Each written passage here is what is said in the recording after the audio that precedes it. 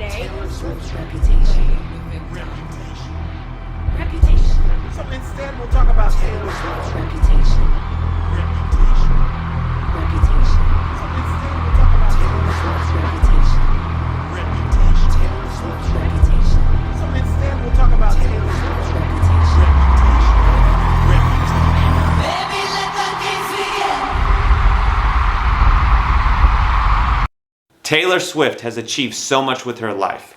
I'm sure we all can agree how successful she has become. Check out her 10 rules so you can maybe adopt some for yourself. I'd get kind of called in front of a group of people who have known me and worked with me for years, who would sit down and say, "Are you sure you want to call the album 1989? We think it's a weird title. Are you sure that you want to put an album cover out that has less than half of your face on it? Are you positive that you want to take a genre that you have that cemented yourself in and completely switch to a new one that you are a newcomer to?" And answering all those questions with "yes, I'm sure," that was, I think, something that really frustrated me at the time. Like, guys, don't you understand? I promise this is what I'm dying to do. You can only hope that as a writer you start trying different things and you try different chords or different structures of songs, different beats that you've never really explored that path before. You know, and I think having always been a writer first, I'm obsessed with the syncopation of the way that words sound when they're said a certain way. And once I've kind of done something once, I always want to go to a different direction and never repeat myself. So as a writer, I think that I've always hoped that my music would constantly be changing, because you never want to make the same album twice, the same song twice. And you know, my greatest hope has been that as I grow, my fans will grow up with me, and as I change and my life changes, my music will change as well. So wish me luck there.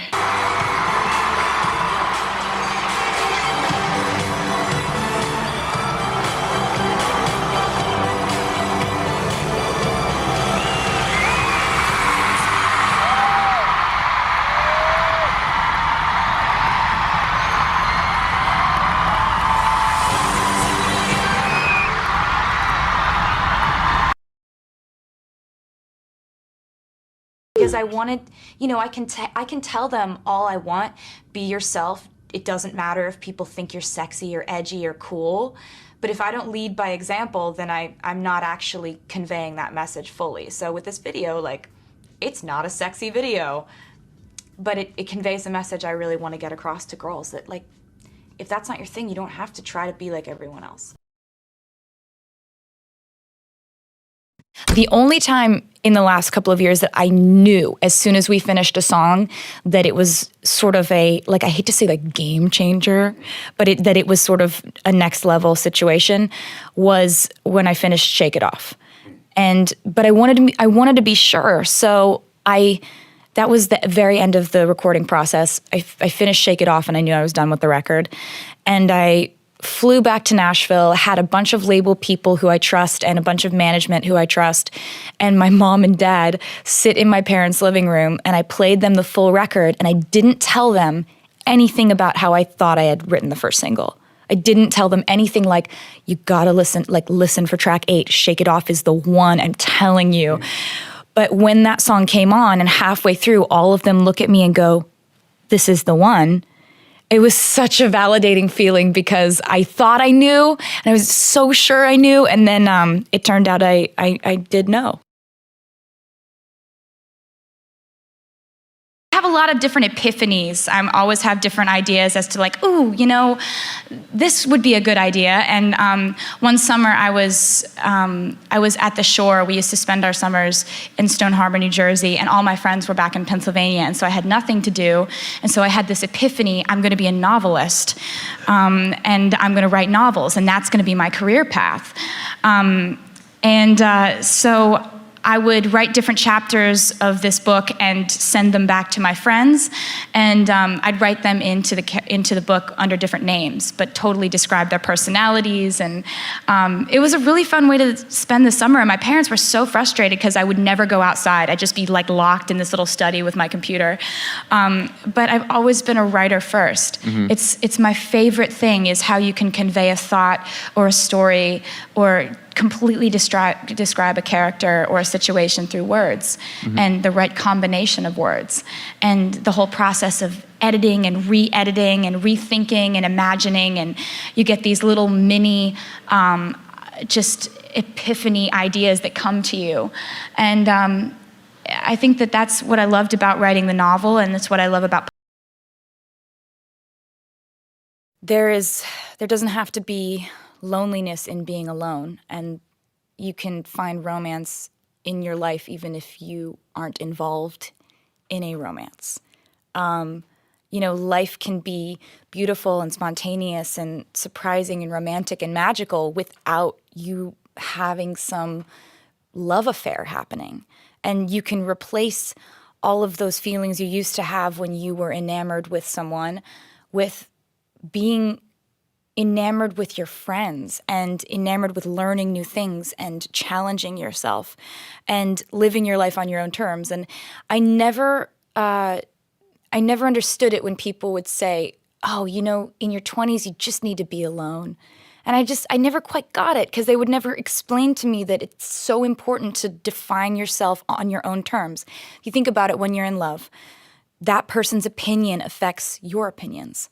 And everything you do goes through this filter of how would they feel about it. Because if you're a caring person and you're in love, then that's what you do.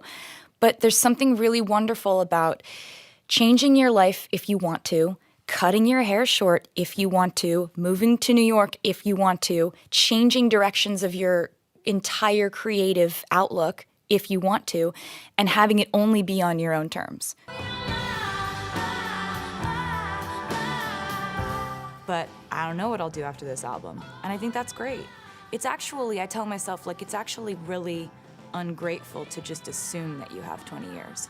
Be stoked that you have today. Lover. In the last 10 years, I have watched as women in this industry are criticized and measured up to each other and picked at for their bodies, their romantic lives, their fashion. Or have you ever heard someone say about a male artist, I really like his songs, but I don't know what it is. There's just something about him I don't like. No, that criticism is reserved for us. But I've learned that the difference between those who can continue to create in that climate usually comes down to this: who lets that scrutiny break them and who just keeps making art. That the only way forward is forward motion. That we shouldn't let obstacles like criticism slow down the creative forces that drive us.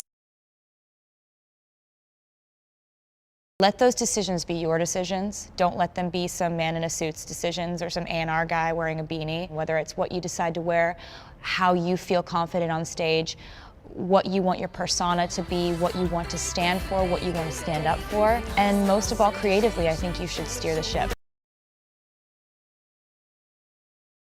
At the end of the day, you just have to try to find a way to stay sane. There's a balance to it all, and I have bad days where I focus on it and I feel like there's nothing that I do that's right, and no matter how hard I try, you're gonna have people that just can't find one good thing about you.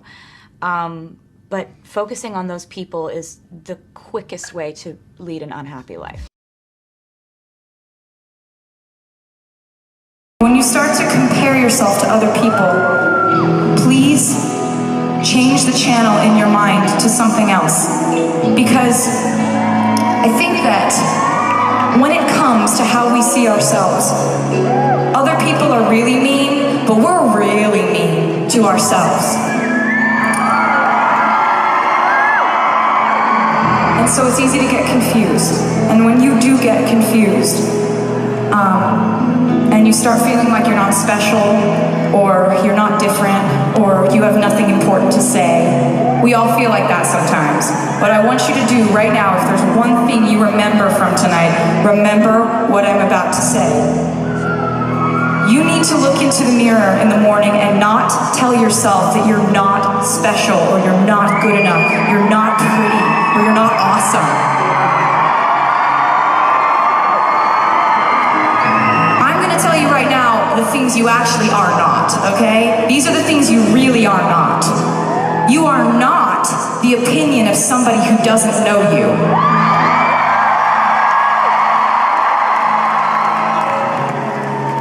You are not damaged goods just because you've made mistakes in your life. You are not going nowhere just because you haven't gotten where you want to go yet.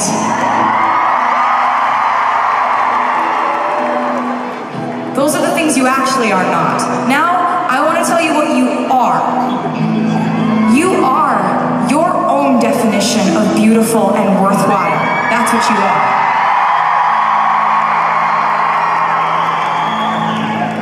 And you are someone who is wiser because you made mistakes. Not damaged, wiser.